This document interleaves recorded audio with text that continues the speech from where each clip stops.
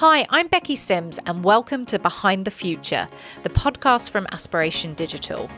We're here to unlock digital careers, one conversation at a time. On each episode, I'll be joined by a student co-host. We'll be interviewing amazing people from across the industry to learn about how they got started in their career and what it is that they do. Let's dive in to find out the secrets to their success.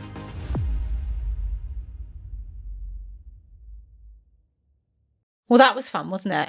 Yeah, it really was. I love her energy. She's got such a vibe about her, hasn't she? It, yeah. What stood out the most from Coral's conversation? I mean, I guess she was talking a lot about how there's a lot of pressure on the youth to know what you need to do. And she was giving us loads of advice on that. So I thought that was quite cool. Yeah. Do you feel less pressure now? Yeah, a lot less pressure. That's good. That's good. Well, let's let our audience feel some less pressure and dive into some fun with Coral. Hi, I'm Coral and I'm taking you behind the future. Welcome to our latest episode of Behind the Future. And I am here with our fabulous co-host, Elliot. Elliot, tell us a bit about yourself. I'm in year 12. I'm at MGGS and I'm studying media, business and product design. Amazing. And I feel like a bit of maths in there as well. Yeah, I do take core maths as well. Oh, I love that. Love that. And we are joined today by the wonderful Coral. Coral, tell us a bit about yourself. Sure. So I am marketing director for a software brand called Insights. I've had 10 years of marketing and now I'm in the illustrious position of also being a marketing mentor. So my life is basically marketing now. So no much room for anything else. I love it. Cool. So over to you, Elliot, with our first question. So I just wanted to start off to get you talking. What's a common misconception you have with marketing? So there's loads of misconceptions with marketing, but I think the biggie that I always find is that people think to be a marketer you have to be creative. Now, and I say this like I am really creative, but I've worked with so many marketers over the years, I think like over 50 now, and I would say straight down the middle, half are creative and half aren't. So the creative folk tend to sit in content, but in the digital stream, you get so many more like logical folk and folk who've done like maths, for example, like you have at school or college, and they tend to sit in like SEO or do like ads. So SEO, by the way, search engine optimization. But the more technical sides of marketing is open to everyone. So you don't necessarily have to just be creative. Anyone really can be in a marketing role. It's just finding the right part of it for you. Love that. Yeah. What led you to marketing then? So I kind of got in it by mistake. So, didn't most of us though? Yeah, like that's it. And I think I didn't know marketing was even a career. So I got into marketing because I was working as a wedding coordinator for like a old manor house in the middle of Hampshire. And we didn't have any budget for a marketer and they needed someone to write things. And we did this, and this is so ridiculous, but we did this like murder mystery event. And one of my old colleagues put in the title, "There's been a murder and it's been a mystery" in a newsletter. I saw it and I was like, I need to change this. This can't go out. So I changed it. And the next thing you know, I'm doing all the newsletters. And then they're like, oh, okay, we need a leaflet. Let's do the leaflet. And then it slowly but surely took on all the marketing stuff. And I was like, I don't want to focus on any of this wedding coordinating stuff. Like, I just want to do all this fun, creative part. And then got a job in marketing and it's just kind of gone on from there. But it's been like the best thing ever. But I really just fell into it because I just found some marketing opportunity in my current role at the time and then was like, okay, no, actually, this is what I want to be doing. So that's kind of really it. I love that. Did you even know to call it marketing to begin with? No, like someone said to me it was just writing. So that's like for ages, I was like, I just want to be a writer then. Like I clearly, that's me. I'm whatever this writer job is.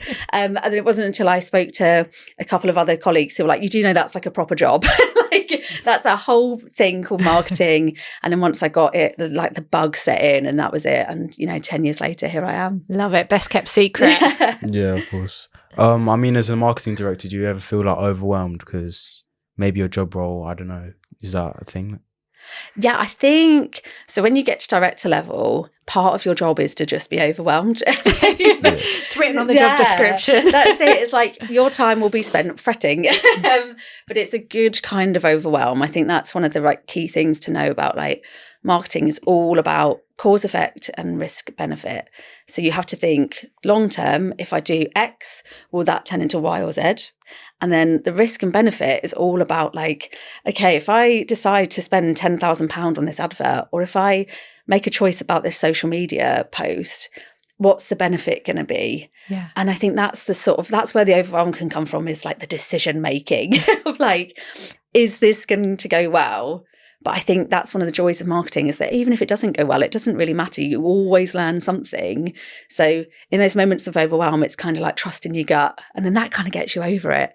And I think overwhelm is such a small part of my role. The rest of it is all exciting and challenge and sort of like trialing different things. So yeah, a little bit of overwhelm, but like it kind of comes with the territory. Yeah. And I guess it's getting comfortable with sometimes it works and sometimes Yeah. it doesn't, and managing expectations of those around you, because you might be comfortable that, do you know, this may or may not work, but then Yeah. if someone else was like pinning everything on it, and then you're like, oh no, marketing is always a test. That's it. Yeah, I think that's one of the overwhelming things, is like talking to other people in the company. So in marketing, everyone says like, everyone has an opinion on marketing, which they absolutely do. And that can be overwhelming. But as long as you've got like a good relationship with your sales team and your like designers and your customer care folk, everything will be much easier. So the overwhelm sorts to like fade away as you sort of strike up better relationships with the rest of your team. Because then when things do go wrong, they go, that's all right. We know, we trust you. It's all good. I love it. I love it. Relationships and trust are so important, aren't they? Massively. Yeah. A big part of it, a big part. How did you get to being marketing director level? So we've kind of, I suppose, we've gone all the way back. You were, was wedding coordinator, first kind of job out of... Yeah, fresh out of uni. Amazing. And I guess that's quite a glamorous job that people think, I want to help people get married, get to plan their big day every day. And I can tell you it's not. It's crazy. Like people think they have hard customers. I've worked in retail, I've worked in hospitality. You think you have hard customers there, become a wedding coordinator. Yeah. It's a different game. Well, you've got the bridezillas, haven't you? Yeah, that's it. And the mother of the bridezillas, didn't know they existed, but they're fun. Wow. Okay. Okay. That's a big, I suppose, and that teaches you a lot about managing things, because I suppose for them 100%. It's their biggest day of their lives. It's not even that year, it's of their lives. Like as young women and men have thought about this from being kids, about what this day might look like. And you're like, it's another day. I'm planning 20 of these at once. Like, yeah. And it's one of those things like, I'm a firm believer in marketing. Any job that you've had before has a transferable skill that you can take into it. So when I was a wedding coordinator, the number one job I had was people management, whether it was the bride, the groom, the mother-in-law, like who else came along. It's all about managing expectations, having clear and calm communication, knowing what to say, when to say it, and again, like when to take risks. Like some risks are, it is about to chuck it down. Do I suddenly, spin round this room that's currently got set up for like a meeting, make it look beautiful enough for a wedding so they can still have their photos and not get drenched in the process? So it's all of that kind of transferable skills that you had as a wedding coordinator, that made it easier to get into marketing, because you've got all of those like elements of like those soft skills that you can build upon in your career. And so you're doing that, and you start doing the writing. Yeah. And at some point you realise that's marketing. Yeah. What comes next? Okay, so I got a job in pharmaceuticals as a marketing assistant. And when I tell you, I was like the cat that got the cream. I was like, I'm finally in marketing. Everything's going to be amazing. It's going to be super creative. And then I got there, and it was like, we can't do anything creative because we're highly regulated. Everything creative that we had done, we've already paid for last year. So we're using it again this year. And your main job is to order sandwiches and coffees for big meetings and also just look at prescription forms. So it was really challenging. You think like you're going to get this illustrious, amazing career straight off the bat. And for me, it was mainly putting things into this like platform where it was like, is this regulated? Has someone pre-approved this? And it would be the poster that I just wanted to work on. I just wanted to work on the poster and do the creative side. So I did pharma for a year. And then my second role was when it all sort of exploded. So I worked for a German company who did a kitchen appliance called Thermomix. Heard of it, actually? Yeah. Not many people have heard of it, but I had the best time there. It was amazing. And I did really get to get on the tools then and get really creative. And that's when it all just sort of slotted into place. And I worked on digital, and I did content, and I did events. And it was this amazing, like, sort of crazy environment of, we have these really lofty targets, and there's 3 of you in a team, and we want you to achieve the equivalent of 10 people in a team. But it was amazing, and I had so much fun doing it. And then my career sort of spiraled from there. But to get into marketing director, I think a lot of people, especially folk who I actually met at Aspiration Digital, were like, well, it's like you just climb the ladder, and it's not. It's so different. Like my job is like, starts off straight, then there's a big squiggly line in the middle, and then it starts straight and go again as I got to director.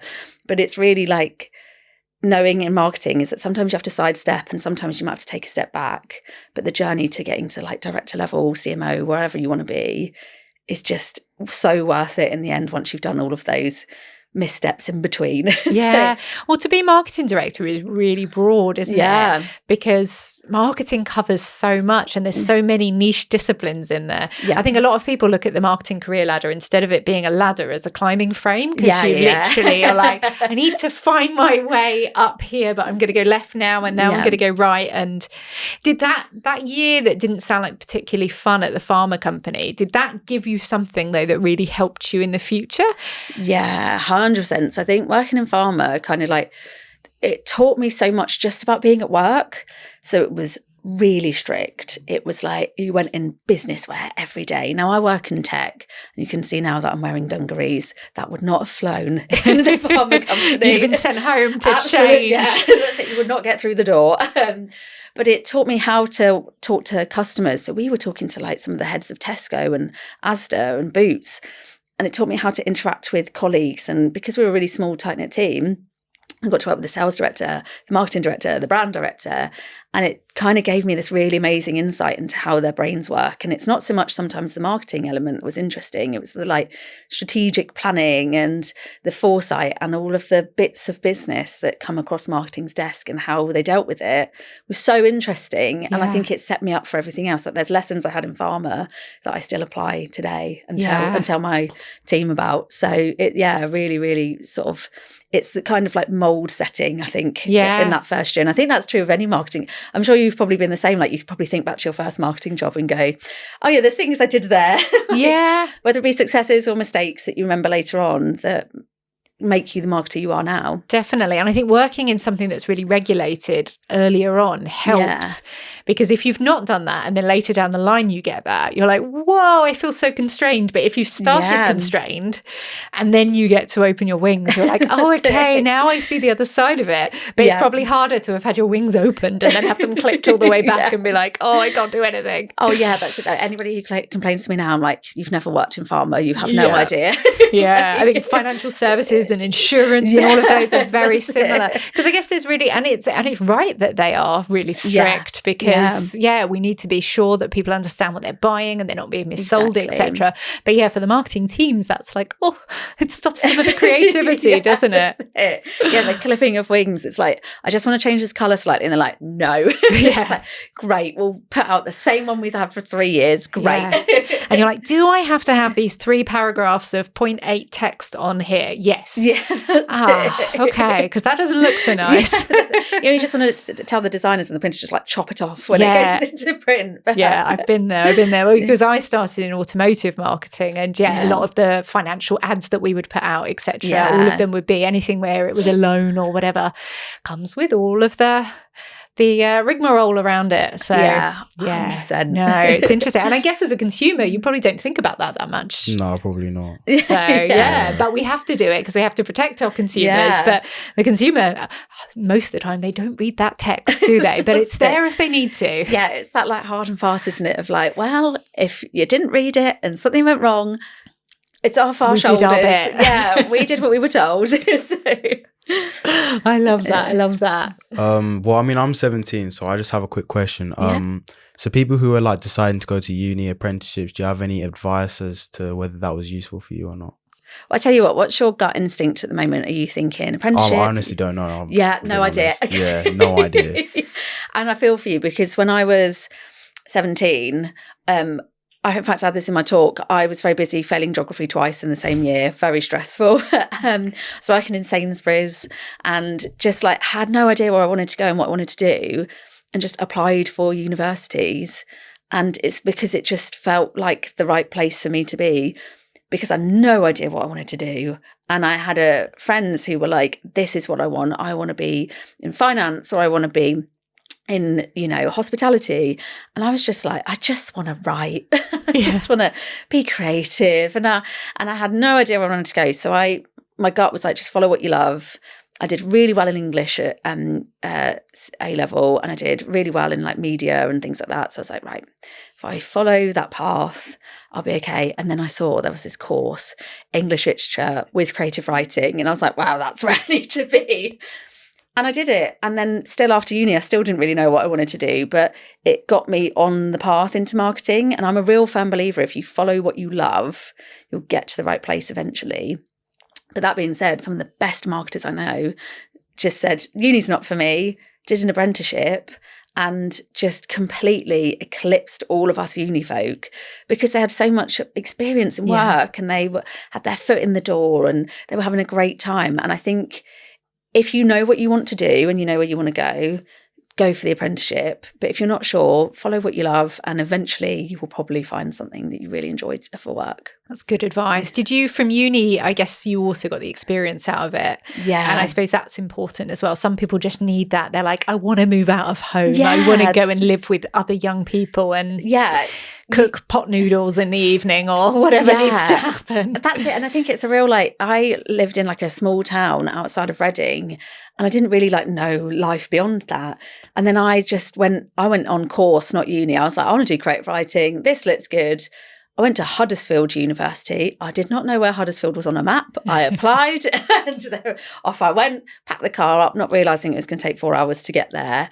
And then was straight away was so overwhelmed because there's all these new accents and nobody said I don't know if you know any Northerners, they say "t." Oh yeah. Yeah, so I was just so out of my depth. But a week in, I was inaugurated as a Northerner and just loved it, had the time of my life. And it was great. But but it really is what you need or want from your life and your gut will just take you on the right path. So I think I'd follow that if I were you. Yeah, I think we always talk about you've got to love what you do and that starts with doing something you love that you know and then see where it can turn into. Exactly. But I guess also today you love marketing, but actually you're working in a software company, which probably software, when you were younger, you wouldn't have said software's my thing. So how does that come together? And how does that feel? Because I think some people think, oh, I want to go into marketing and I want to market something I know, or I want to go and work in fashion because I love fashion. But actually the bit that you love is marketing. Yeah. So it almost doesn't matter what it is or 100%. Yeah. I'm a real fan believer of marketing success is what success is to you. So for me, I just want to work with brands that have room to grow and they want to scale and they're willing to take risks. And Insights, who I work for now, just basically just let me go off and innovate and do all of this crazy stuff. And it's so exciting because they're a small brand with massive ideas of growth. So for me, that's great because it's I can just play around with different marketing tactics and I can do different designs and I can play around with social and this and that and the other. And that for me is what I enjoy. But I know other marketers who want to work for those big brands and they want to have on their CV that they've worked with Volkswagen or they've worked for Gymshark. And that's completely valid as well. But I think for them, it's they have those industries or brands that they just love and want to be a part of. And it's completely horses for courses in marketing. But I think that's one of the joys for me is that as a marketer, you kind of pick a lane. Yeah. You can go, I want to work for startups or I want to work in software or I just want to be a marketer. Whatever it is, you can kind of pick what you love. But yeah, for me, working in software, I've done it for a couple of years now and I really, really enjoy it purely because in software, there's so much room for experimentation and growth. And because it is quite new, fashion's been around for a long time. Yeah. Software, there's loads of new software startups every day. And you look at San Francisco and, the joke is that you can't move in a bar for someone that's got a software startup. Yeah. And there's so much potential there and there's so much sort of untreaded path that you can, as a marketer, be the first to flow on. And I think that's really exciting. That's what really gets me out of bed. But I appreciate it's different for other marketers. But yeah, it's finding your passion in marketing. Yeah. And I guess people will go through different things, won't they? Because you can't normally start your career at the pinnacle of where you want to get to. So, and people will learn to love. I find it running an agency, some of the clients we work for, some of the topics we have to create content for, you could go, well, that's quite boring and dry. But actually the team really get into it because they understand the audience, they understand the client, they understand what they're trying to achieve. And it doesn't matter that they're not the target audience. questions. It's more Yeah. putting ourselves in the shoes of those people. Absolutely. Sometimes it's just the challenge, isn't it? To like take something new. Like I find, so I've worked in agencies before and I'd highly recommend that to anyone. It's so much fun. But with agencies, you try something new every day. And even if it's brands that you're not really like, you wouldn't necessarily think of. Like you say, my favourite one is always insurance brands. Everyone's like, that's really boring. But if you get on the right project with the right people, it can be the most fun, like, sort of project of your career. And I think it's, as a marketer, being aware of like, maybe if that's something you enjoy, if challenge and change is your kind of thing, then maybe that's the type of marketer you want to be. Or it's horses for courses, but there's so much room in marketing for people. Well, you say insurance, but actually some of the most memorable TV ads of the last few years are like the meerkats from Compare the Market. You've got the big operatic guy from which one's Go that? Compare. Go Compare. Yeah, of course it is. So like you can still have fun with these brands as well, can't you? And it's it's really interesting. So I was going to ask, are you happy that you went into marketing, or do you wish you went down a different route? Do you know what? There are some times, and I'm sure you would agree with me, Becky, in marketing where you're like, why have I chosen this career? Why am I doing this to myself? But no, actually, I like look back now, because there was one part in my life where I was like, maybe I should just be a yoga teacher. Maybe I'd be happier. But actually, now that I've got through some of the like tougher parts, because no career path is ever super easy. But actually now I'm sort of at this level, I look back with so much joy, and I've had so many experiences. Like I have traveled the world with work, and I've worked with some amazing people and had loads of PR opportunities and just done some really, really fun stuff. And I also love my job. I'm at a level now where I get to be really creative and strategic, and I get to experiment, and I work with an amazing team. And I think that for me, all of those wins along the way, even though there's been hard times, definitely don't regret it. And I think if I had my time again, I'd probably do the same thing. Maybe skip out the wedding coordinator. Yeah. Pretty much the same Although route, it sounds like you did learn a lot from the Bridezillas and the mother of the Bridezillas. So you can't put a price on those bits. Aspiration Digital is the one-day careers conference to help young people get started in the digital industry. We are just planning our next events, and we are planning to move around the UK. So this is your opportunity. If you follow the link in the show notes, you can suggest that we come to your local area and get your school listed on the wait list. Follow the link now and pop your details in. We hope to see you at a future event. Well, how has it been like in terms of like, I've heard you've been writing books, so how has that been for you? Yeah, so one of the challenges in marketing is because you are creative at work, or at least I am. Like I say, some marketers are more creative than others. It's really hard to like be creative at work and then be creative at home. So I finished my degree in 2014 because I'm ever so young. And I have probably started about 20 different books and finished none. But I'm kind of at a point now where I'm like, do you know what? There'll come a Christmas where I'll just close the door for a couple of days, write a book, and then just see what happens. But yeah, I think it's one of those things. It's like, if I've in my free time, if I can, that would be amazing. But it's just life and work get so busy that you just kind of lose track of it. And then there's trying to find a good idea as well. And would it be a marketing book or a storybook? Do you know what? I'd actually love to do both. Like I really love nonfiction and I love self-help, and I've read all of the biggies, like Start With Why and all of those kind of like blue sea thinking or red sea thinking. So I'd love to write something like that, but you always need to have something niche or like something different. So I'm going to find my genius idea soon. But then afterwards probably do some nonfiction. And for ages, because I like did English at university, I was like, I need to do something like really highbrow and amazing. But actually I'll probably write some like cheesy murder mystery, thriller, something, something to see at WH Smith's. That's my kind of goal now. I'll be there for it. Sign me up. Obviously you mentioned now you're at marketing director level, you have a team around you. So how do you find, because I suppose people always assume to go on in your career you have to take on the management of people, but that's also not always true. 100%. But how do you find the management and leadership style, and what's that journey been like for you? Do you know what? I think you've hit on a really interesting point there. So one of the things that I always say to so I mentor junior marketers. One of the things I always say to them is, you need to decide if you are a functional manager or a people manager. A functional manager is maybe someone that runs a search engine optimization like pipeline of the marketing team, or they run the CRM, which is basically where you do newsletters and emails. And then if you're a people manager, you're someone who loves working with people.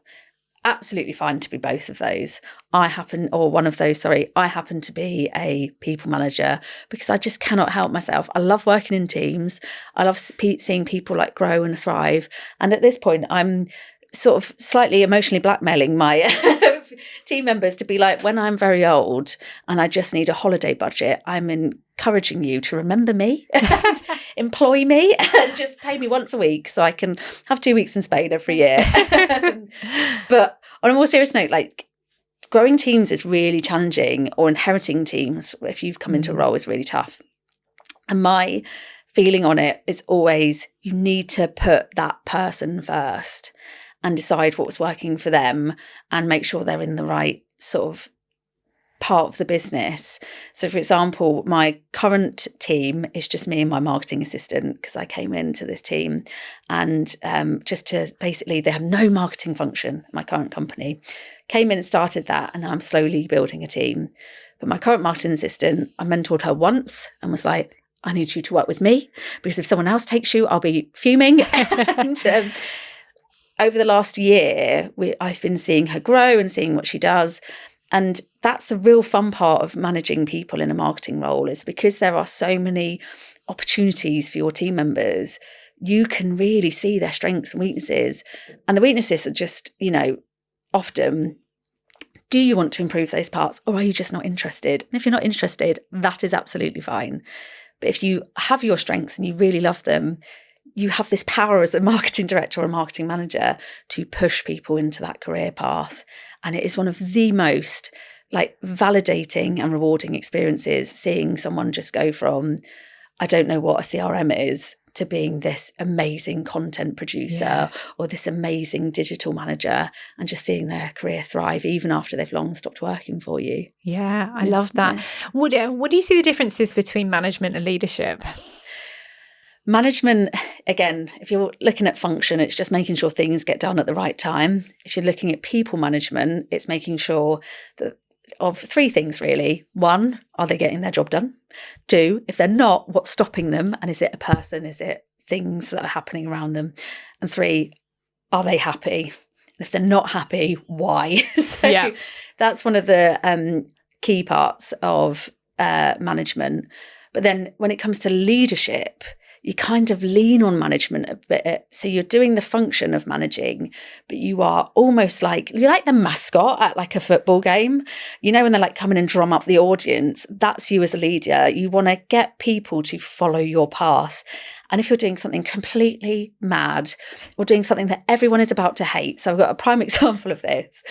A couple of years ago, I was running an event and I had to really come to the team cap in hand, because a small change for what felt like the sales team was a massive change for us. It meant not going back to bed at 9 o'clock like we were hoping. It was probably going to bed at 1 a.m. and I had to go cap in hand and be like, look, team, this has been requested. And then you just see all these sullen faces and just the colour wash from everyone.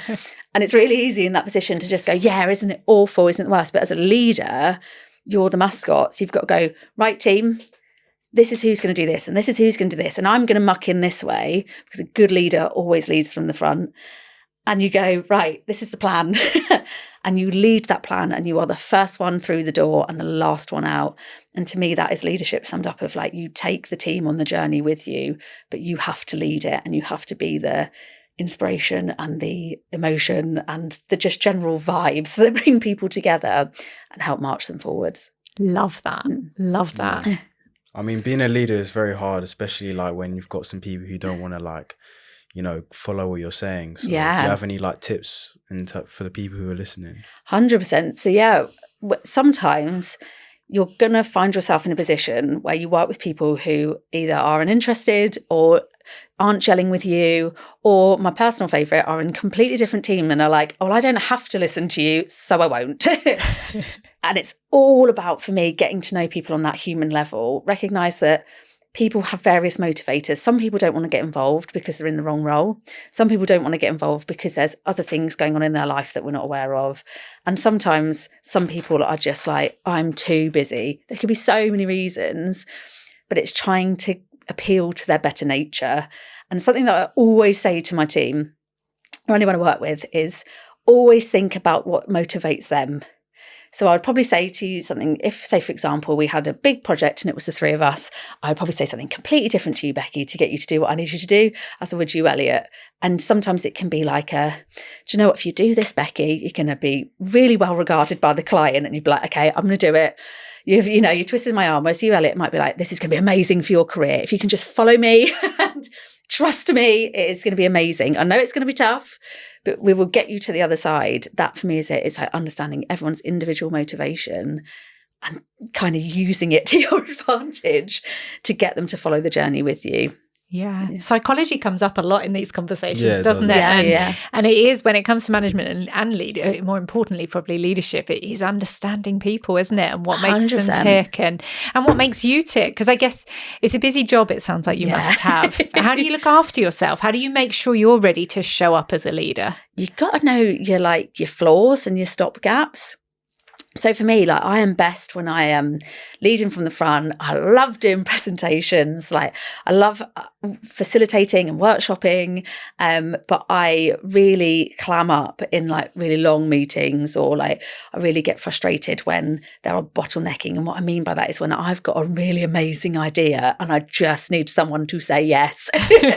And I get really impulsive and frustrated when that doesn't happen. And I think it's a case of knowing when to slow down and when to stop and when to take care. So I think it's acknowledging why things are happening that are not going your way, or why things are happening that are making you stressed. Yeah. So when it's not going your way, it might be someone else is busy, they're waiting for a decision on someone else. So that's when you have to sort of take yourself aside and go, no, I'm not going to damage my mental health worrying about things that I can't control.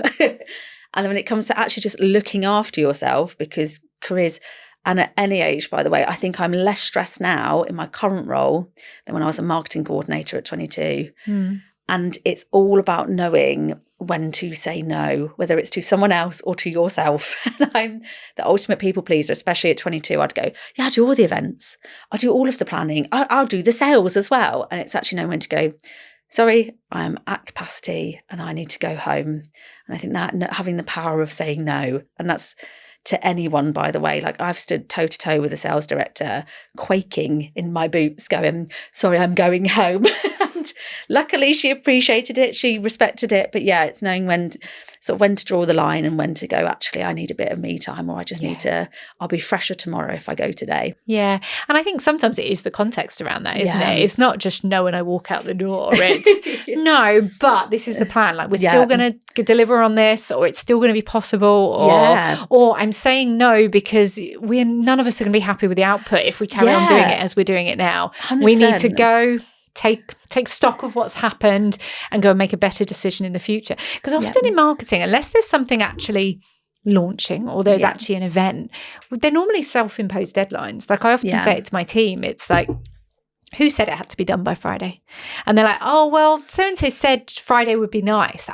Friday would be nice. That doesn't mean we have to be done by Friday. So if we want the best possible output, let's make it Tuesday and let's have a conversation about that. And I think, that kind of management of expectations and having those conversations and being willing to be open to that is really important. I think that's it. It's having those boundaries with especially with your colleagues. And I say this, having great relationships with pretty much every salesperson I worked with. But if you're a marketer, the first thing you learn is sales want everything yesterday. Yeah. They're always last minute, aren't they? Yeah. Always I thought about this Thursday, but I'm telling you today and it's Monday and I need it tonight. And why didn't you tell me Thursday? That's it. Tell you what, then now I'm laughing and joking. All of my sales friends and ex-colleagues and current colleagues are going to be absolutely coming for me. Do you know, I'm a salesperson at heart as well, though. And I think most are at one with that. They're like, I do that. I'm sorry about that.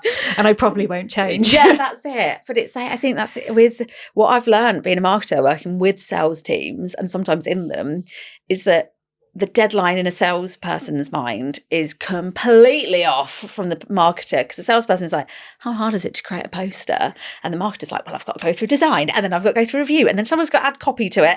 It's like the perceived perception of what is a deadline is different for everyone. But again, it comes to that psychology of knowing people and going, I know you want this yesterday, but how about this? And what I often will do is go, right, if we do it properly and you get this, you will have this added benefit. And I think sometimes that's a good way of like reminding yourself that it's okay to say no, but it's easier to say no if you have like a case against why you're saying no. Yeah. And a plan, I think, isn't it? Because we don't like ambiguity. We don't like not knowing what's going on. So whenever you need to say something, it's like, well, no, but here's the plan. And then it all feels a bit better and they can buy into that, can't they? 100%. Yeah. Yeah. I love that.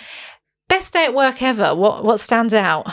Do you know what? There's been some really good ones. And I think a lot of them, so I think there's two so far. One of them was possibly the most bougie day I've ever had at work. So I went to Dubai because we were hosting a sort of like marketing incentive trip. But obviously, as a marketer, you have to qualify it in or out. Is it a nice place to be? Is it a good hotel? All of those fun things. I spent 4 days in Dubai going on various different experiences to pick out which ones we wanted to offer as part of this incentive. And on this particular day, I started the day with the most glamorous brunch I have ever been to, and it was in the Palm. That was insane.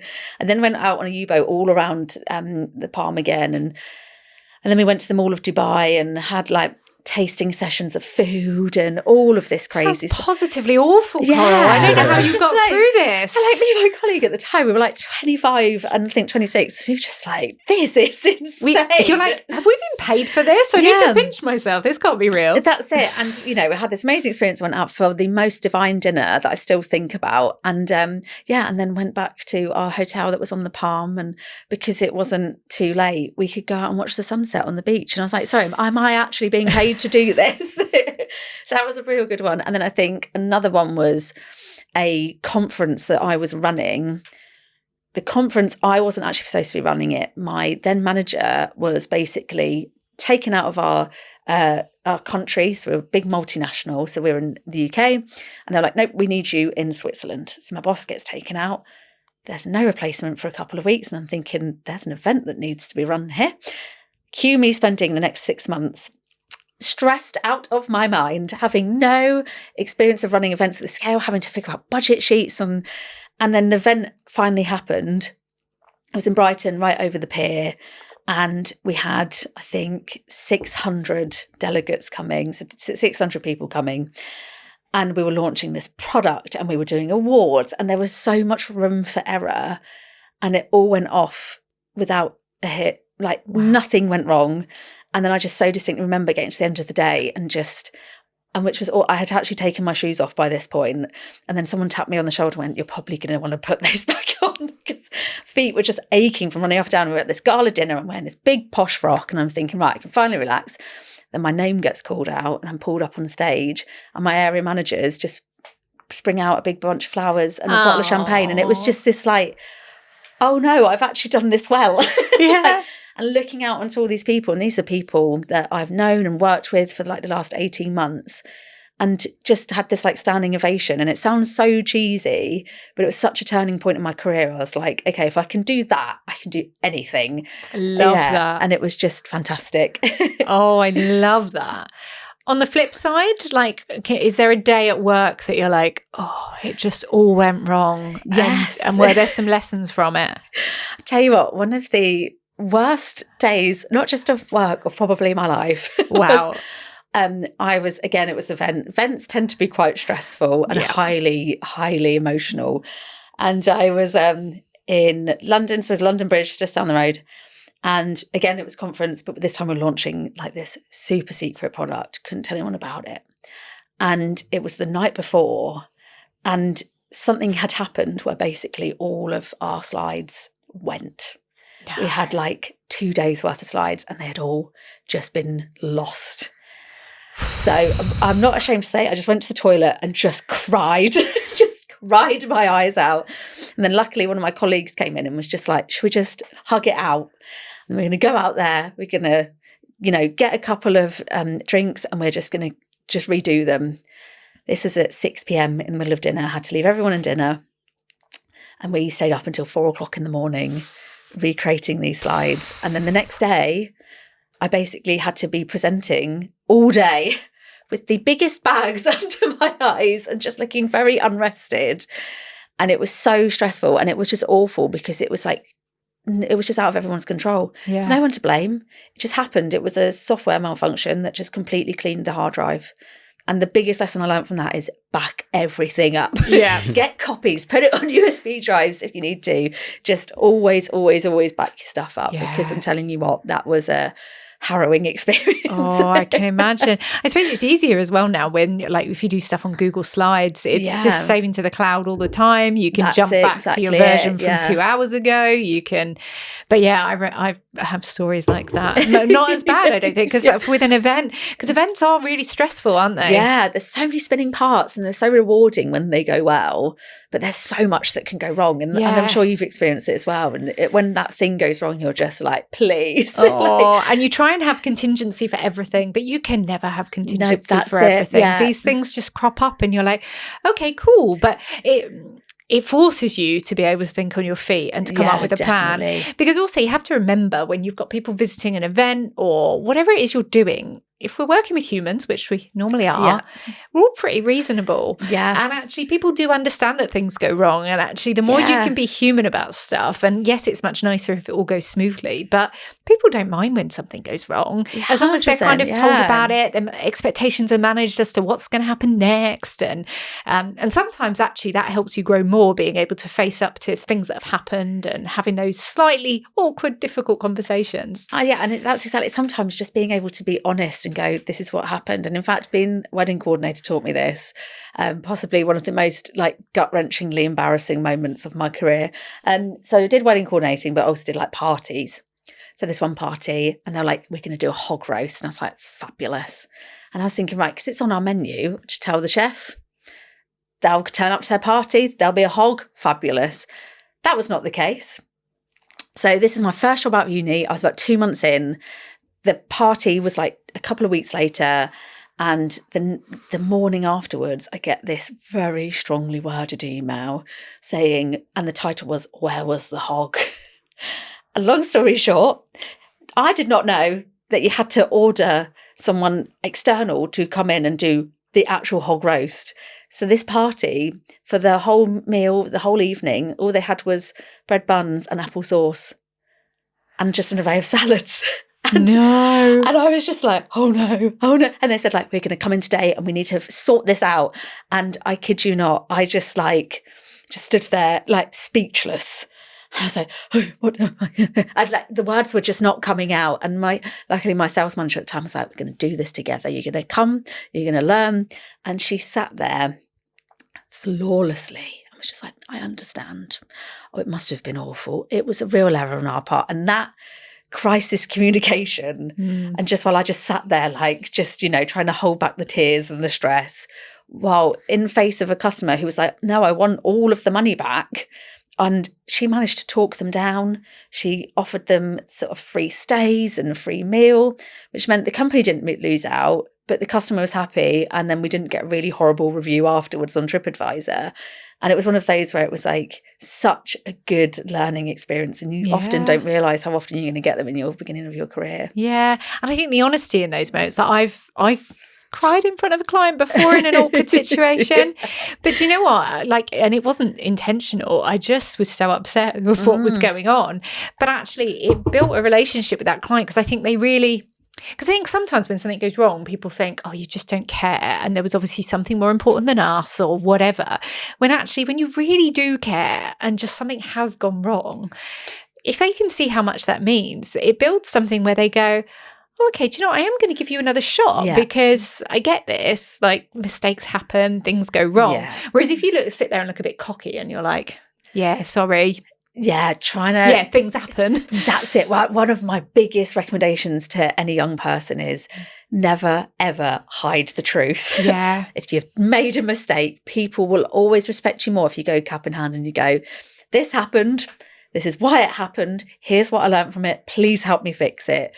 Will always better off than going, no, that definitely didn't happen and it definitely wasn't me. Yeah. And pick up the phone for that, or go and talk in person for that. Like, never do that on an email. Always try and talk to someone, because they'll get more from you in that. Like, whereas an email, you can't read the emotion, can you? You can't see the tears in the corner of the eye or anything. Whereas in person, they can see, and you can have that more emotional connection, and you can go, okay, we can fix this. We've got a plan. Yeah. It comes back to being human as well. Like, nothing says I'm sorry, like turning up quivering and on the verge of a breakdown. And do you know what? And I would say as well, there's this perception that the more senior you get, the less mistakes you make. I often have to go to my MD or my sales team and go, something's late, or something's not arrived, or this and this and this. And as long as you understand why, and you can own up to it, and you can assure them it's probably not going to happen again, it's all good. But yeah, mistakes happen throughout your career. It's just knowing how to handle them is really important, and it all stems in honesty. Yeah, 100%. Yeah, even just taking ownership over like what you've done and accepting that and moving on. Yeah. And then developing from that. Yeah, that's really important. Yeah. You normally will never make that mistake again. For all the latest marketing and brand news, follow the Drum Mag on Instagram.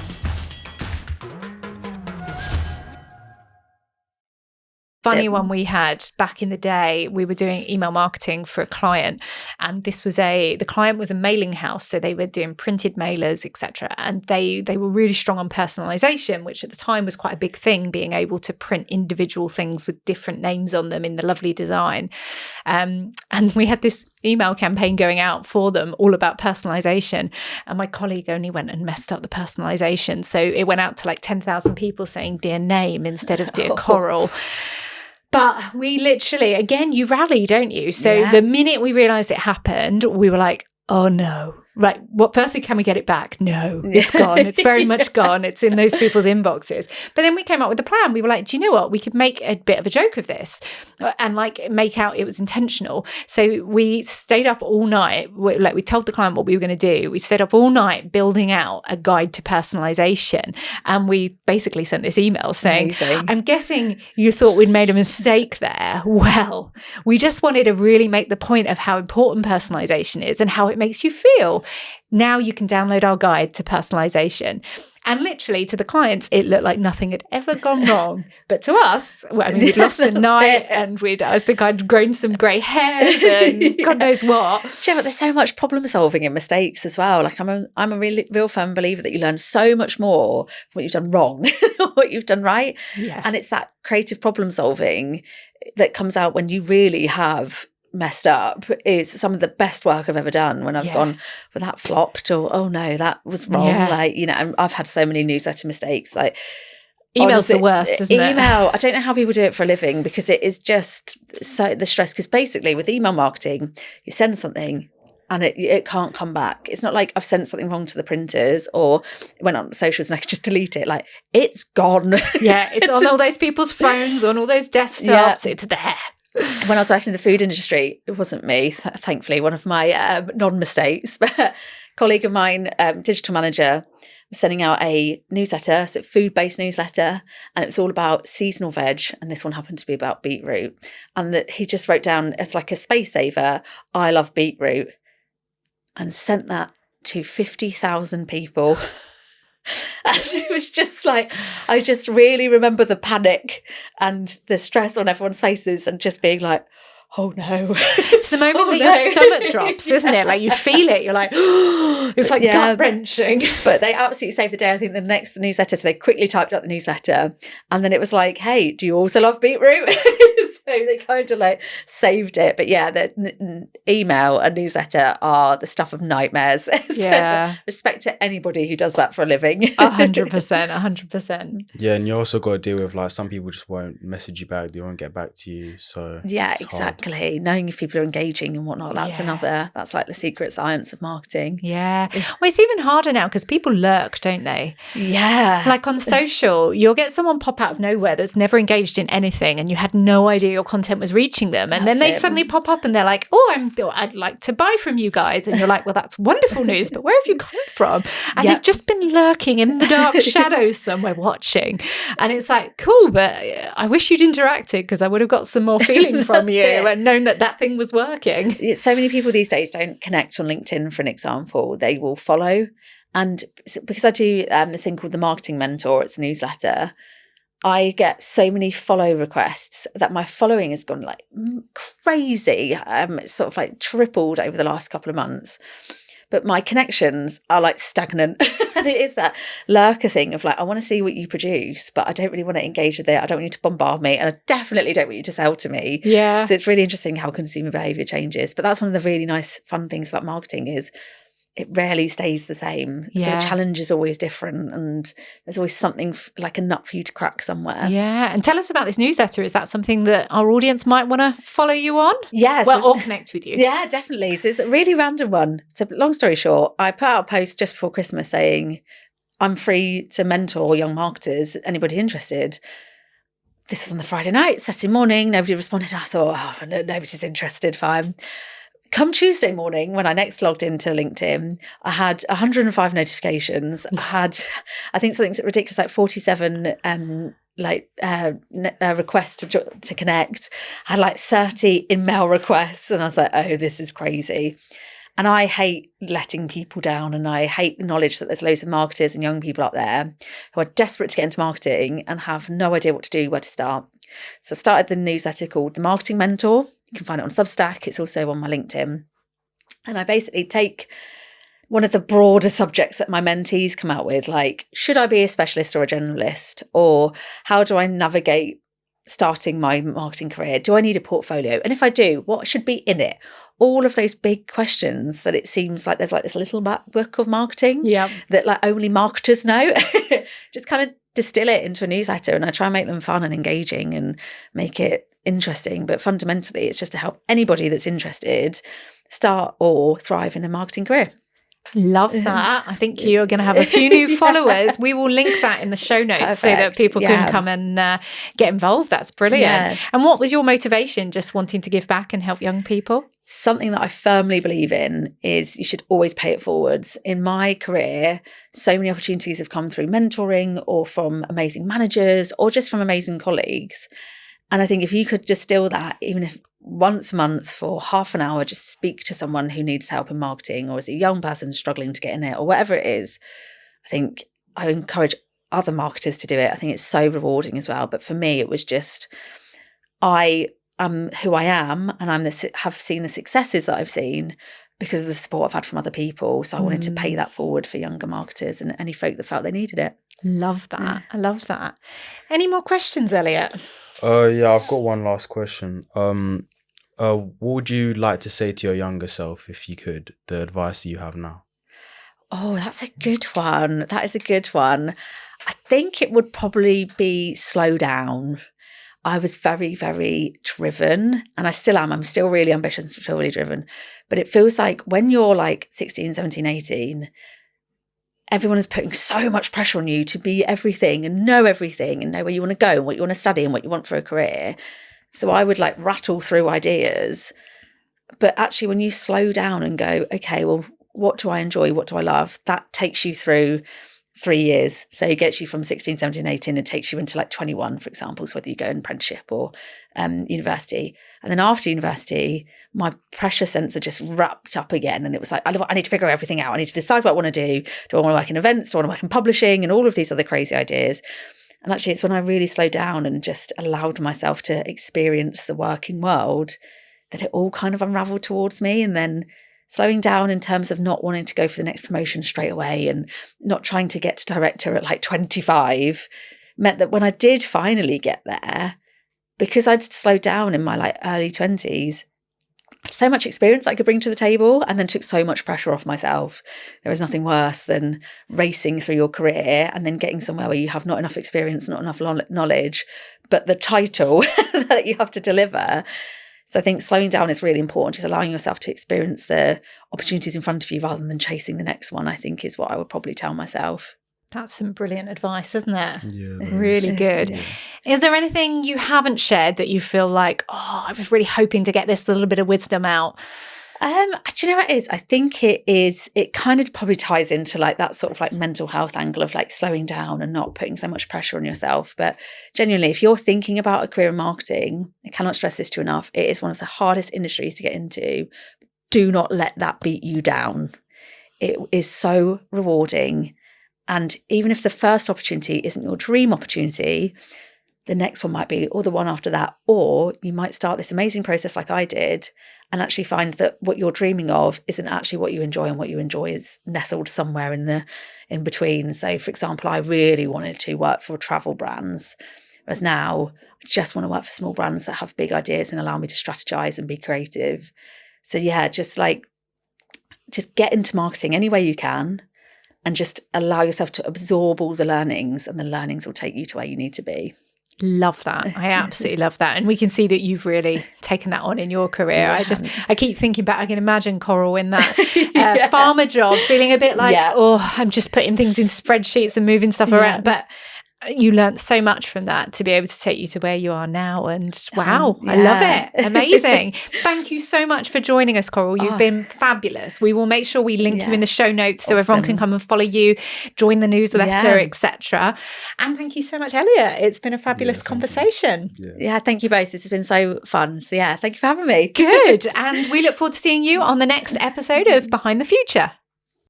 That concludes another brilliant episode of Behind the Future. Thank you so much for listening. You can listen back to other episodes on YouTube or your podcast platform of choice. Make sure you hit the subscribe button, as that will help us to grow this podcast, ensuring we can get the best guests on here for you to learn from. You can also follow us on socials, linked in the show notes for exclusive content. See you on the next episode.